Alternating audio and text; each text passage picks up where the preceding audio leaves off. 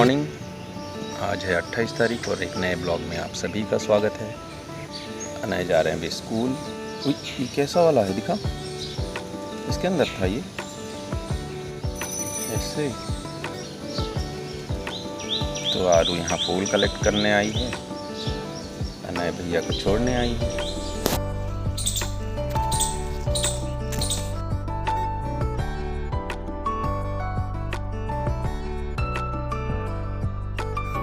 मिल गया है। अनय कितना खुश है, दिखा तो जरा शक्ल। नहीं तो मैडम भगा देती है ना। अब हमने ले लिया टी शर्ट और जा रहे हैं अब घर। बहुत दिनों से अनय का टी शर्ट का वेट कर रहे थे। पापा ये शॉप का दुकान है। ये ऊपर लिखा हुआ है।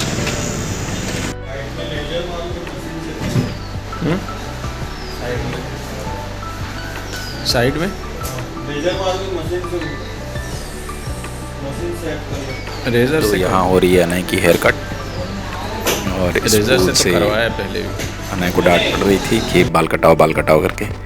अब फाइनली अब हम अपने काम पर हैं। तो काम को जैसे जैसे धीरे धीरे उसका एक डायमेंशन आता जा रहा है। आप जैसे देख रहे हैं, पहले बेस लगा, फिर उसके बाद दूसरा लेयर लगा, फिर तीसरा लेयर लगा।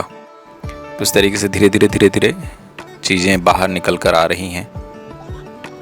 हालांकि अभी बहुत सारी चीज़ें भी इसमें हैं करनी। तो जो चीज़ें लेयर वाइज उसमें आती जा रही है, मैं उसमें पुटअप करता जा रहा हूँ। और कई सारी चीज़ें उसमें दबने वाली हैं, कई सारी चीज़ें बाहर निकल के आने वाली हैं। तो मेरे ख्याल से जब जो चीज़ों की अपील होती है वो चीज़ें हमें कर लेनी चाहिए। तो इस हिसाब से मैं चीज़ों को जिस तरीके से आप लोगों के सामने रख रहा हूँ, मेरे ख्याल से उससे अगर आप लोग जो कर रहे हैं, कुछ स्टूडेंट्स हैं जो जबलपुर में हैं, भोपाल में हैं, वो लोग देखते हैं, वो लोग बोलते हैं सर किस तरीके से आप काम करते हैं। तो मैं हमेशा बोलता हूँ कि ब्लॉग चैनल में देखा करो, उसमें बहुत सारी चीज़ें मैं डालता हूँ। तो ये जो प्रोसेस है वो मैं अपने इसमें डालता हूँ। तो जिसको वो यूटिलाइज़ करना है वो यूटिलाइज़ कर सकता है यहाँ से। और ये तो बहुत अच्छी बात है कि लोग ब्लॉग के ज़रिए अपने काम को अगर एक एनर्जी लोगों को मिलता है इसके थ्रू, तो क्या बुरा है। तो इसी तरीके से हम अपने काम को एक रूप देते जा रहे हैं और मेरे ख्याल से वो सभी के लिए बेहतर है। और धीरे धीरे ये एक अपना एक रूप लेता जा रहा है। और इसमें जो मैं लाइन्स अभी क्रिएट कर रहा हूँ, ये बॉर्डर जैसा होता है। फिर या माउंटेन का, जैसे विंध्याचल की पहाड़ियाँ हैं, तो पहाड़ियों का एक अलग प्रारूप होता है जो 2-3 स्टेट को मिलाकर कवर करते हैं, या 2-3 स्टेट को वो अरावली पर्वत श्रृंखलाएँ जैसे हैं, जैसे वो राजस्थान से शुरू होकर हरियाणा, पंजाब तक चला गया है। तो इस तरह की चीज़ें हैं जो इन लाइनों के माध्यम से मैं इंडिकेट करता हूँ।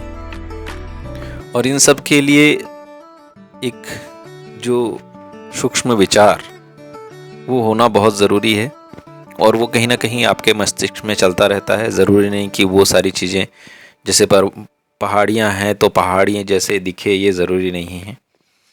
और लेयर वाइज भी हम जब काम करते हैं तो इन सब चीज़ों का हमें ध्यान रखना चाहिए कि कौन सा लेयर कितना लगाना चाहिए, किस लेयर के बाद क्या चीज़ें आएंगी।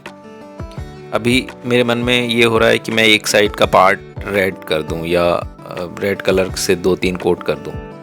तो अगर उस तरीके से मैं उसको करने जाऊं तो कई बार वो चीज़ें फ्लैट सरफेस पर आकर अपना एक प्रारूप तैयार करती हैं। तो मैं उसको अलग नहीं जाने देता, उसको मैं काम के साथ ही कोशिश करता हूं कि वो मर्ज हो जाए या उस तरीके से उसमें दिखने लग जाए। तो हमेशा मेरी कोशिश वही होती है कि जो चीज़ें जहाँ होनी चाहिए, जहाँ रखनी चाहिए, मैं उस तरीके से उसको रखते जाता हूँ।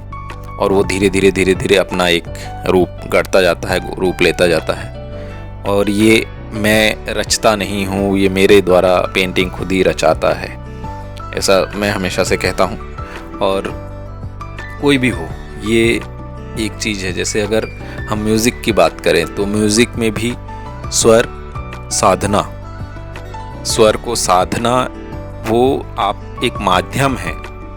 संगीत का एक अलग रुतबा होता है जो खुद भगवान सरस्वती अपने आवाज़ आपके गले में जो दिया होता है, देती हैं, वो एक आशीर्वाद होता है। आप तो सिर्फ माध्यम होते हैं। ये ऐसा आर्ट में भी है, और आर्ट में तो खासकर ये चीज़ें हैं कि आप जो भी चीज़ें कर रहे हैं वो आपके द्वारा होता है, ये तय होता है। और मेरे ख्याल से ये जो चीज़ें हैं ये अलौकिक होती हैं, और इसके ऊपर तक आगे जाके सोचना ये मनुष्य के बस में नहीं होता है। और मेरे ख्याल से जो चीज़ें घटती हैं वो घटना के हिसाब से जाने देना चाहिए। इसके लिए हम अपने आप को फोर्स नहीं करना चाहिए। अगर आपके मन में लगता है कि हाँ आप काम कर सकते हैं तो आपको बिल्कुल करना चाहिए।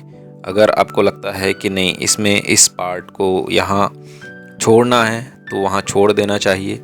जहाँ आपको लगता है कि हाँ यहाँ पे वाइट सरफेस से आपको कवर करना है तो वहाँ आपको कवर करना चाहिए। इस तरीके के जो आपके मन में विचार जब आएंगे तभी आपका काम होगा, और विचार जब तक नहीं आएंगे ज़बरदस्ती कोई काम नहीं होता है। तो इस बात का खास हमें ध्यान रखना चाहिए हमेशा कि अगर आपको लगता है कि आपको काम करना चाहिए। कई सारे लोग ऐसा बोलते हैं मेरा काम तो छूट गया है, मैं कैसे करूं? बस शुरू करें। आप बस पेंसिल ले, कलर ले, एक कैनवास ले या पेपर ले, बस शुरू करें उस पर काम करना, काम होना शुरू हो जाएगा। ये मैं गारंटी दे के बोल सकता हूँ। आप पहले दिन करेंगे, दूसरे दिन करेंगे, तीसरे दिन करेंगे, चौथे दिन आपके मन में एक वो रस जगने लग जाएगा कि यार मुझे करना है। आप नहीं करेंगे तो आपको छटपटाहट होगी। ये छटपटाहट फील मैं अभी रत्नागिरी में जब सेकेंड डे हम लोगों को टूर पर लेके गए थे उस दिन मैंने ये फील किया, और ये फीलिंग्स आती है, ये श्योर है। अगर आप रेगुलर काम करते हैं तो ये फीलिंग्स आएगी ही आएगी, आप इसको नकार नहीं सकते। हाँ कई बार ऐसा होता है यार चलो अभी नहीं, उसको थोड़ी देर बाद कर लेंगे, बट वो फीलिंग्स आएगी, और ये बहुत ज़रूरी है। अगर आपको काम करना है तो ये फीलिंग्स आना भी बहुत ज़रूरी है, और ये आता ही है। आप कोशिश करके देख लें कि आप नहीं करेंगे आपको छटपटाहट सी फील होने लगेगी। तो ऐसा मेरे साथ तो होता है, उम्मीद है आप लोगों के साथ भी होता होगा।